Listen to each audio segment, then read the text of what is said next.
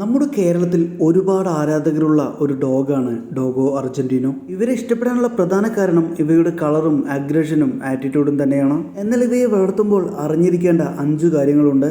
ഇതറിയാമെങ്കിൽ നിങ്ങൾക്ക് ഡോഗോയെ വളർത്താൻ ഒരു ബേസിക് ട്രെയിനിങ് ആയി. അതിൽ നമ്പർ 1 ടൈമാണ്. മറ്റു ചെറിയ ഡോഗുകളെ പോലെ കൂട്ടിലിട്ടോ വീട്ടിലിട്ടോ ചുമ്മാ വളർത്താനാണെങ്കിൽ ഇവയെ വാങ്ങരുത്. ദിവസത്തിൽ ഒരു 3 മണിക്കൂറെങ്കിലും ചിലവഴിക്കാൻ സമയമുണ്ടെങ്കിൽ ഇവയെ വാങ്ങുക. ഡോഗോയ്ക്ക് തൻ്റെ ഓണറുമായി വളരെ ആഴത്തിലുള്ള റിലേഷൻ കിട്ടണമെങ്കിൽ ഇത് അത്യാവശ്യമാണ്.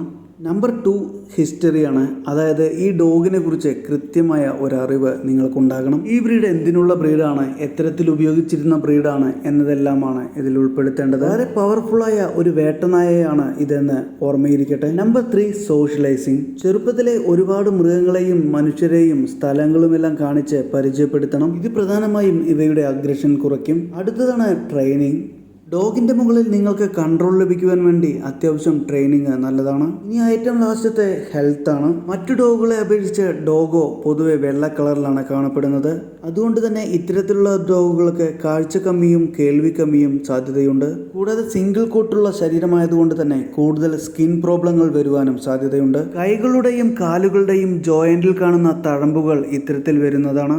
ഡോഗോയെ കുറിച്ച് വളരെ സിമ്പിളായ ഒരു 5 കാര്യമാണിത്. കൂടുതൽ അറിയുവാൻ വേണ്ടി ചാനൽ സബ്സ്ക്രൈബ് ചെയ്തോളൂ.